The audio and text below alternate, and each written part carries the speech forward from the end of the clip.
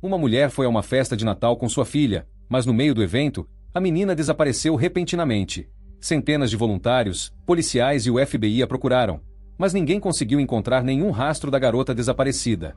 No final, os detetives tiveram que juntar as menores pistas possíveis, formando uma das investigações mais difíceis e complicadas. Eventualmente, eles se aproximaram da solução do mistério, mas o desfecho foi bem diferente do que esperavam.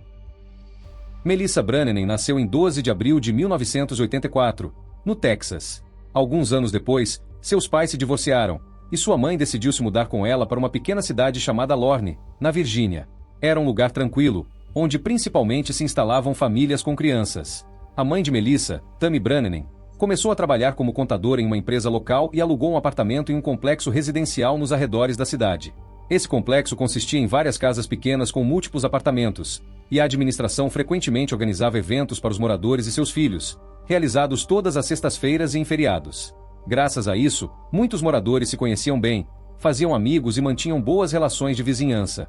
Melissa gostava daquele lugar. Na época da mudança, ela tinha 5 anos e passava a maior parte do tempo brincando no pátio com outras crianças. Ela também participava com entusiasmo dos eventos do complexo, pois sempre havia muitas atividades e comida saborosa. Em 3 de dezembro, a administração do complexo organizou um evento de Natal. Foi realizado em um prédio separado, dividido em várias salas. Cerca de 200 moradores participaram do jantar, divididos em grupos, enquanto seus filhos brincavam por perto e se divertiam. Por volta das 10 horas da noite, Tammy decidiu que era hora de irem para casa. Ela chamou Melissa e pediu para que ela pegasse os casacos enquanto se despedia de conhecidos. A menina também perguntou se poderia levar alguns chips para casa, e sua mãe permitiu. Alguns minutos depois, quando Tammy já havia se despedido dos vizinhos, ela notou que Melissa ainda não havia voltado.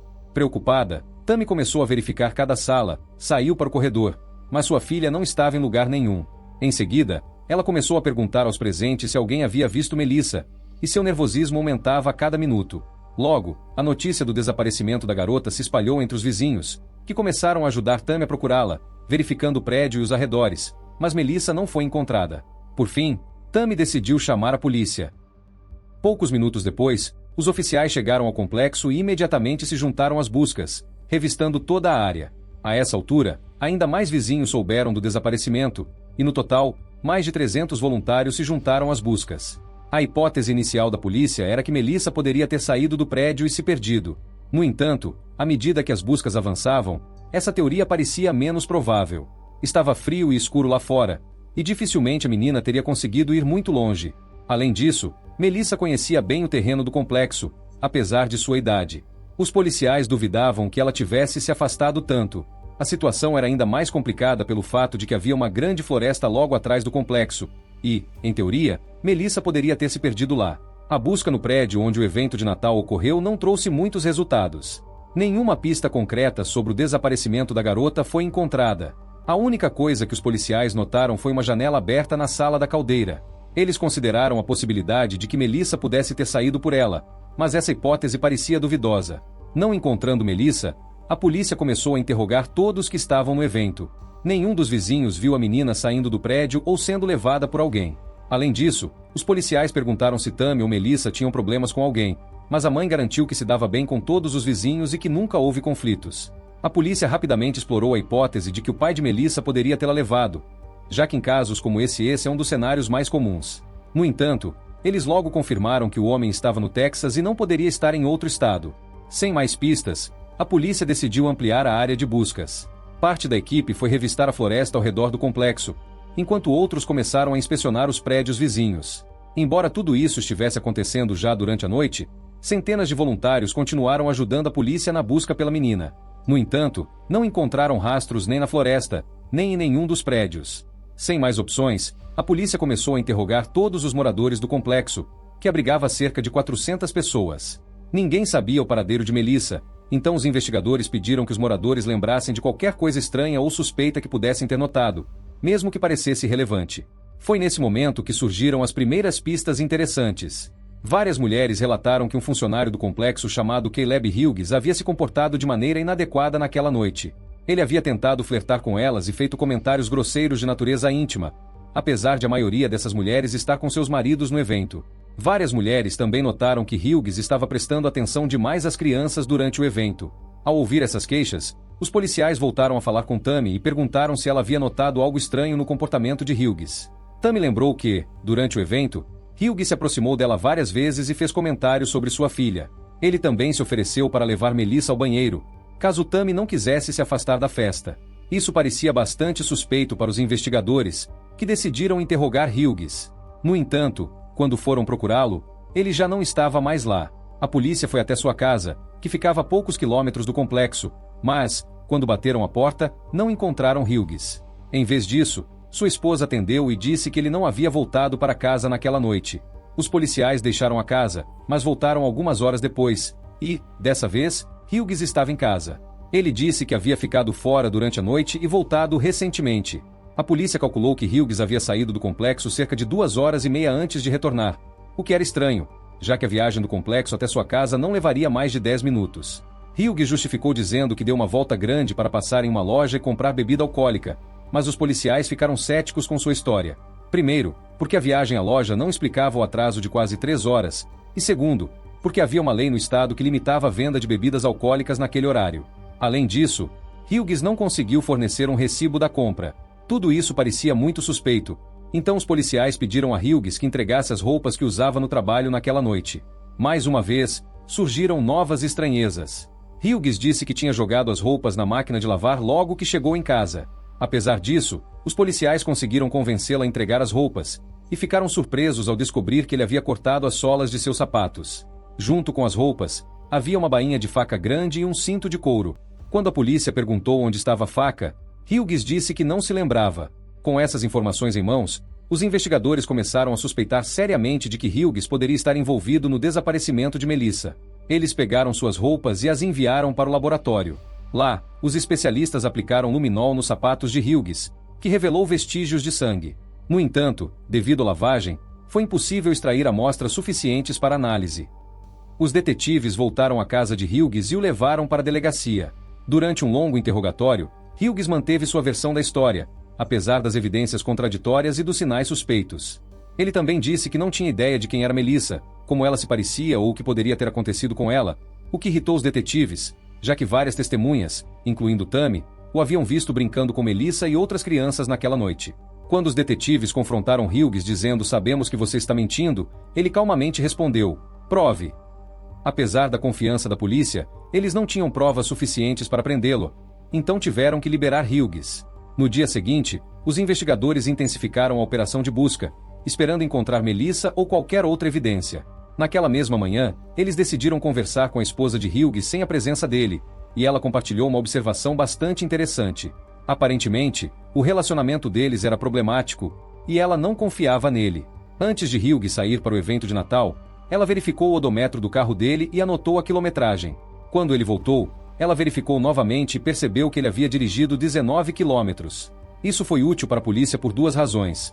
Primeiro, essa distância era incompatível com a história de Hughes sobre uma rápida ida à loja. Segundo, agora eles tinham uma área aproximada onde Hughes poderia ter levado Melissa. A polícia subtraiu a distância entre a casa de Hughes e o complexo residencial dos 19 quilômetros e, com isso, determinaram uma zona de buscas. No total, a área abrangia cerca de 40 quilômetros quadrados. Para cobrir essa vasta área, a polícia solicitou a ajuda dos militares, que enviaram helicópteros e aviões, além de mergulhadores para inspecionar os corpos d'água. Além disso, cerca de 400 voluntários responderam ao pedido de ajuda. O pai de Melissa, que havia voado imediatamente do Texas, também se juntou às buscas. A polícia também imprimiu milhares de panfletos com informações sobre o desaparecimento de Melissa, tentando informar o maior número possível de pessoas. Vale destacar que, apenas 5 meses antes do desaparecimento de Melissa, outra garota havia desaparecido na mesma cidade. O corpo dessa menina foi encontrado posteriormente, mas a polícia nunca conseguiu encontrar o assassino. Enquanto as buscas em grande escala continuavam, a equipe de criminologistas voltou ao complexo residencial para inspecionar a área. Como mencionado anteriormente, a única coisa que chamou a atenção da polícia foi a janela aberta na sala da caldeira. Os especialistas examinaram a área e encontraram algo interessante. Sob a janela, do lado de fora, havia uma marca sutil de uma bota de tamanho adulto, e pegadas semelhantes levavam diretamente até o estacionamento. Não havia pegadas de criança, o que poderia indicar que o sequestrador carregou Melissa nos braços antes de colocá-la em um carro. Embora os policiais já tivessem revistado o carro de Hughes, não encontraram nada relevante naquele momento. Ao mesmo tempo, o FBI se envolveu no caso. Eles ainda não podiam prender Hughes, então tiveram que colocar uma vigilância 24 horas sobre ele. Além disso, o tribunal obrigou o homem a fornecer uma amostra de DNA, caso a polícia conseguisse encontrar alguma evidência. Quando os investigadores começaram a examinar o histórico de Hughes, descobriram que ele tinha várias prisões anteriores, começando na adolescência. Além disso, ele abusava de álcool e substâncias ilícitas e já havia sido suspeito de comportamento inadequado com menores. Anos antes do ocorrido, Hughes havia recebido uma pena suspensa por roubo de carro em um condado vizinho. Ao cavar mais fundo, a polícia descobriu que ele havia violado os termos dessa sentença suspensa e que o juiz a havia convertido em prisão. Dessa forma, os detetives conseguiram colocar o suspeito na prisão, ainda que por um crime menor. Nas semanas seguintes, a polícia continuou procurando por Melissa, mas isso não trouxe resultados. As buscas foram complicadas pelo fato de que a maior parte da área escolhida estava coberta por florestas e havia também um grande rio passando por lá. Aproximadamente um mês após o desaparecimento da menina, houve uma reviravolta inesperada. Um homem desconhecido ligou para Tammy e disse que a garota estava com ele. Ele exigiu um resgate de $75 mil, e Tammy imediatamente contou à polícia. Os agentes do FBI disseram a ela para pegar o dinheiro e ir ao local indicado pelo homem. Antes disso, eles posicionaram vários agentes ao redor do perímetro e aguardaram o aparecimento do suposto sequestrador. Pouco depois, 2 homens se aproximaram de Tammy e foram imediatamente presos pelo FBI. Acontece que eles não tinham nenhuma relação com o sequestro. Eram 2 estudantes universitários locais que tinham visto as notícias sobre o desaparecimento da menina e decidiram ganhar dinheiro fácil. No final, eles acabaram ganhando penas de prisão reais. Um foi condenado a 7 anos e meio e o outro a quase 4 anos de prisão. Assim, os investigadores se viram novamente sem pistas. Eles tinham um suspeito, mas nenhuma evidência concreta, e Melissa continuava desaparecida. Então, decidiram reexaminar o carro de Hughes, desta vez com a ajuda de peritos do FBI, que tinham equipamentos avançados. O problema era que o carro pertencia à esposa de Hughes, então a polícia precisava de sua autorização. A mulher prontamente concordou, e os especialistas começaram a trabalhar. Primeiro, eles usaram luminol, que revelou a presença de sangue no tapete sob o assento do motorista, nos pedais, no volante e no para-brisa. Isso apenas aumentou a suspeita sobre Hughes, mas, novamente, não foi possível obter amostras de DNA do sangue. Os peritos então decidiram examinar o carro em busca de fios de cabelo, pedaços de tecido e outras pistas potenciais. Aqui surgiu outro problema. O carro estava um verdadeiro caos, cheio de sujeira, lixo e pelos de cachorro. Portanto, eles tiveram que pensar em uma maneira de encontrar evidências em meio a toda aquela bagunça. Foi então que um dos peritos teve a ideia de coletar possíveis evidências com fita adesiva manualmente, passando-a por todas as superfícies. Em seguida, ele enviou tudo para análise forense no FBI. No meio dos pelos dos cachorros. Para contexto, Hughes e sua esposa tinham 2 cães grandes. O perito encontrou outro tipo de cabelo que não pertencia nem aos cães nem aos humanos. Após análise detalhada, ele concluiu que era pelo de coelho tingido de preto, exatamente o mesmo tipo de pelo usado no casaco da mãe de Melissa. O perito pediu a Tammy o casaco, e a comparação confirmou que o pelo era idêntico. A polícia supôs que o pelo poderia ter passado para as roupas de Melissa quando ela foi pegar seus casacos ou em qualquer outra situação, já que Tammy usava o casaco regularmente no inverno e sua filha estava sempre por perto.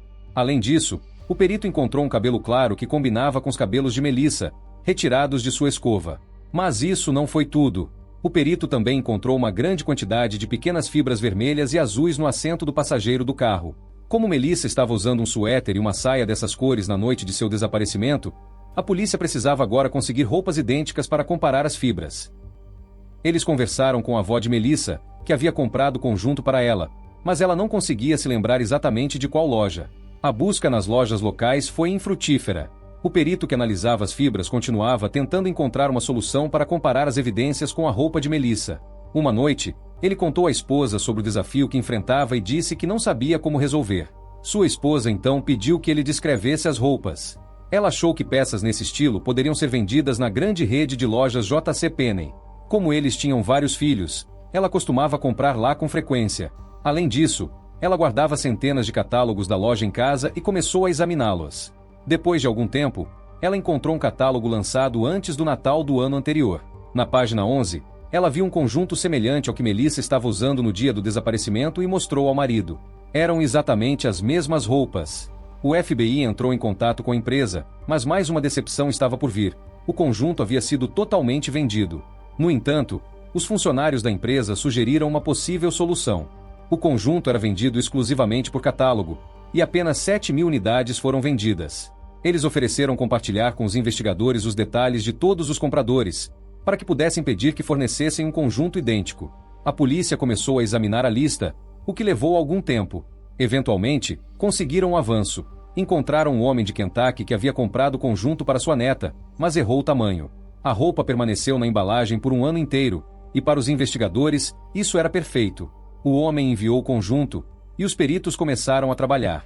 Uma característica distintiva desse modelo era que o fabricante desenvolveu e patenteou um tom exclusivo de azul marinho, identificado pelo código 887, que não foi usado em nenhuma outra linha de roupas. Comparando as fibras, o perito concluiu que eram absolutamente idênticas. Isso deu à polícia a confirmação de que uma das 7.000 crianças que tinham esse conjunto esteve no carro de Hughes. Embora isso não provasse diretamente que Hughes sequestrou Melissa, era uma evidência muito forte contra ele. Os compradores do conjunto estavam espalhados por toda a América, e as chances de alguém além de Melissa ter estado no carro de Hughes eram incrivelmente pequenas. Por fim, o perito fez algo mais. Coletou mais de 100 fibras de roupas de vários tipos e realizou 7.983 testes entre elas e as fibras do carro de Hughes. O resultado mostrou que todas tinham diferenças, ainda que mínimas, exceto por duas. O conjunto daquela loja e as fibras do assento do passageiro do carro coincidiam 100%. Com isso, o perito descartou a possibilidade de que alguém estivesse no carro com roupas de material semelhante. Tinha que ser aquele conjunto específico. Mesmo assim, os detetives ainda estavam em uma situação difícil. Eles sabiam que essa evidência podia ser considerada circunstancial, mesmo em combinação com sangue nos sapatos e no carro, além de outras pistas. Mas era tudo o que tinham, e decidiram acusar Hughes de sequestro. A acusação alegou que Melissa já não estava mais viva, com base nas evidências de sangue e nas fibras do conjunto encontradas no carro de Hughes. Eles acreditavam que Hughes conseguiu fazer com que a menina tirasse o casaco, sugerindo suas motivações. Eles propuseram que Hughes se aproximou de Melissa quando ela foi pegar os casacos a pedido da mãe, e então, sob algum pretexto, a atraiu para a sala da caldeira, de onde a levou pela janela e a colocou em seu carro. Após levá-la para um local desconhecido, ele a matou, provavelmente com uma faca. Hughes então se livrou da arma e escondeu o corpo, o que levou algumas horas, explicando sua longa ausência. Depois do crime, ele tentou limpar o sangue de seu carro, das roupas e cortou partes das solas dos sapatos que estavam mais sujas. Por fim, a polícia decidiu submetê-lo a um interrogatório com detector de mentiras, na esperança de que, junto com todas as evidências, Hughes finalmente confessasse. O problema era que, pela lei do Estado, não se podia acusar alguém de assassinato sem o corpo da vítima ou ao menos o local onde o assassinato ocorreu. A pena por sequestro era muito mais branda, por isso os investigadores esperavam por uma confissão. Os resultados do detector de mentiras mostraram que Hughes deu respostas falsas a quase todas as perguntas principais, mas ele continuou a insistir em sua inocência. Sem outra opção, os detetives levaram o caso ao julgamento com a acusação de sequestro. O julgamento começou mais de 2 anos após o desaparecimento de Melissa, e Hughes se declarou inocente. Como esperado, seu advogado tentou desqualificar todas as evidências apresentadas como circunstanciais, mas os argumentos da acusação tiveram mais impacto sobre os jurados. Após 7 horas de deliberação, eles consideraram Hughes culpado, e o homem foi condenado à pena máxima de 50 anos de prisão. Desde então, ele ficou preso, continuando a negar qualquer envolvimento no desaparecimento da menina. A polícia fez várias tentativas de encontrar o corpo de Melissa, mas nenhuma delas teve sucesso. 4 anos após o julgamento, um funcionário de uma empresa de energia encontrou pedaços de roupa vermelha em um lago onde as buscas haviam sido realizadas. Os investigadores imediatamente enviaram mergulhadores ao local, mas novamente não conseguiram encontrar Melissa. 8 anos após o desaparecimento, a mãe de Melissa se casou novamente e criou 4 filhos com seu novo marido. Embora tenha adotado o sobrenome dele, ela continuou a usar seu nome de solteira em todos os lugares, caso Melissa ainda estivesse viva e tentasse encontrá-la. Quanto a Hughes, sua história não terminou aí. Em 2 de agosto de 2019, ele foi libertado antecipadamente por bom comportamento, após cumprir pouco mais da metade de sua pena. Na época de sua libertação, ele tinha 53 anos e, desde então, está em liberdade. Melissa ainda é considerada uma pessoa desaparecida, já que seu assassinato nunca foi provado. No entanto, quase ninguém acredita que ela poderia ter sobrevivido durante todos esses anos.